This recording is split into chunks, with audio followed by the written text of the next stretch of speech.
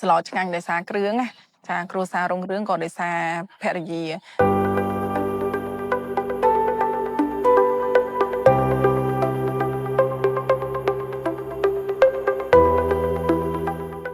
ជំរាបសួរនាងខ្ញុំនេះសុករាំងសីគឺជាប្រធានផ្នែកលក់នៅក្នុងបូរីវីលៀមចានាងខ្ញុំរៀបអាពាហ៍ពិពាហ៍ចំនួន12ឆ្នាំជាងចដល់13ឆ្នាំហើយខែ1នេះចាហើយនាងខ្ញុំមានកូន3នាក់ចាស្រី2ប្រុស1ហើយកូនហ្នឹងមានធំមានតូចដែរចា12ឆ្នាំ8ឆ្នាំហើយ4ឆ្នាំពាក្យថាគ្រួសារគឺជាជីវិតដែលរស់នៅចាមានប៉ាម៉ាក់មានកូនកូនដែលមានគោលការណ៍ជីវិតមួយរួមគ្នាមានគោលដៅរួមគ្នាជាពិសេសការយកចិត្តទុកដាក់អំពីសេចក្តីស្រឡាញ់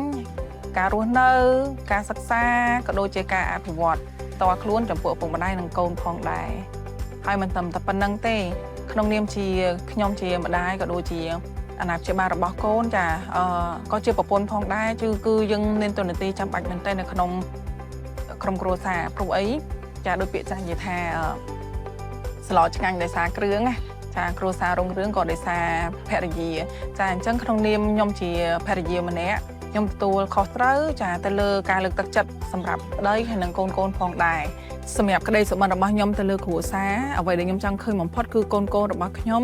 រស់នៅប្រកបដោយសុខសុវត្ថិភាពហើយមានចំណេះដឹងខ្ពង់ខ្ពស់ក៏ដូចជាគាត់មានទំនួលខុសត្រូវទៅលើជីវិតរបស់គាត់ព្រោះជាធម្មតាយើងដឹងថាការរស់នៅយើងនិយាយស្រួលស្ដាប់គឺ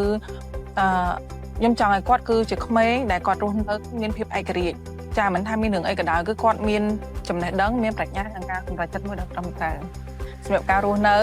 ខ្ញុំលើកឡើងអំពីការរស់នៅបែប10ទៅ20ឆ្នាំមុនជាធម្មតាខ្ញុំជាអ្នករស់នៅក្នុងក្រុងខ្ញុំយល់អារម្មណ៍ហ្នឹងបើយើងមើលត្រឡប់ទៅវិញ10ទៅ15ឆ្នាំមុនការរស់នៅក្នុងក្រុងគឺវាសម្បូរបែបតាំងពីការញ៉ាំក៏ដូចជាការប្រើប្រាស់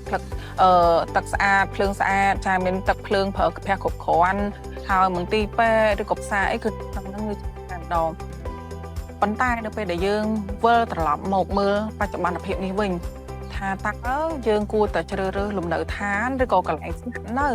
ចាដែលស័ក្តិសមជាមួយនឹងដំណើរការរបស់យើងប៉ុណ្ណាពីខ្ញុំពិតជាស្រឡាញ់បរិយាកាសរស់នៅក្នុងបូរីវីលៀមព្រោះជាធម្មតាដូចយើងបានឃើញស្រាប់ហើយថារៀងរាល់ថ្ងៃជំងឺមានកើតឡើងជាច្រើនហើយខ្យល់ពុលផ្សែងពុលឬក៏ការប៉ះពាល់សាយភាយអំពីអាគ្រឿងបច្ចេកវិទ្យាអេឡិចត្រូនិកទំនើបហ្នឹងគឺវាធ្វើឲ្យយើងមានជំងឺជាច្រើនជាពិសេសដូចជាចាឈឺក្បាលឬក៏ភាសាគេដែលនិយាយតាមសម័យថ្ងៃខៅ depression stress អីហ្នឹងណាចាអញ្ចឹងបើតាមការស្រាវជ្រាវគឺមានន័យថាយើងអត់មានអុកស៊ីហ្សែនដែលចិញ្ចឹមនៅក្នុងខួរក្បាលក៏ដូចជារាងកាយយើងគ្រប់គ្រាន់អញ្ចឹងបានជាមនុស្សកើតជំងឺ stress ចាឬក៏ជំងឺបារម្ភអីហ្នឹងត្រឡប់មកវិញយើងឆ្លុះបញ្ចាំងមើលថារាល់ថ្ងៃនៅក្នុងទីក្រុងផ្សែងពុលក៏មានច្រើនហើយធ្វើការបើនិយាយពីបរិបត្តិធ្វើការវិញនៅក្នុងការិយាល័យក៏មិនសិនតិចចាមកដល់ផ្ទះក៏មិនសិនតិចដល់ពេលចេញមកជិះតាមផ្លូវចាគឺផ្សែងពុលជាច្រើនផ្សែងឡានផ្សែងម៉ូតូអីអញ្ចឹងណាចាអញ្ចឹងពីខ្ញុំអាចផ្ដល់ជាយោបល់សម្រាប់អ្នកដែលកំពុងតែរៀបចំទិញលំនៅឋានចាដើម្បីរស់នៅចាអាចឆ្លុះបញ្ចាំងវិញថាតើអ្វីដែលជាតម្រូវការពិតប្រាកដនៅក្នុងជីវិតលំនៅឋានគឺកន្លែងដែលយើងរស់នៅមិនមែនកន្លែងដែលយើងស្នាក់នៅទេជារាល់ថ្ងៃគឺយើងចំណាយពេលវេលាស្ទើរតែពេញមួយថ្ងៃរស់នៅក្នុងបន្ទប់បិទជិតប្រើខ្យល់ម៉ាស៊ីនត្រជាក់ឬក៏ខ្យល់សពនិមិត្តនឹងអញ្ចឹងណាហើយខ្យល់ដង្ហើមយើងអត់គ្រប់គ្រាន់ទេការផ្សារភ្ជាប់ជាមួយនឹងធម្មជាតិក៏អត់មានគ្រប់គ្រាន់នោះដែរអញ្ចឹងនៅបូរីវីលៀមទាំងខ្យល់អាកាសបរិសុទ្ធទាំងបរិយាកាសធម្មជាតិទាំងការដែលយើងផ្សារភ្ជាប់ការរស់នៅជាមួយនឹងធម្មជាតិគឺមានគ្រប់ទាំងអស់តែព្រោះដោយសារតែយើងមានហេដ្ឋារចនាសម្ព័ន្ធនៅក្នុងគម្រោងបានយ៉ាងល្អនិងខ្ញុំក៏ជាអ្នកដែលមើលនិងស្រឡាញ់គម្រោងបូរីវីលៀមដែរតាំងពីមុនខ្ញុំចូលធ្វើការនៅនេះគឺគាត់មានតាំងពីអាងហែលទឹកមានទាំងសាលារៀនមានមីនីម៉ាតមានមន្ទីរពេទ្យចាមានផ្សារហើយនៅក្នុងតំបន់នេះគឺអត់មានថា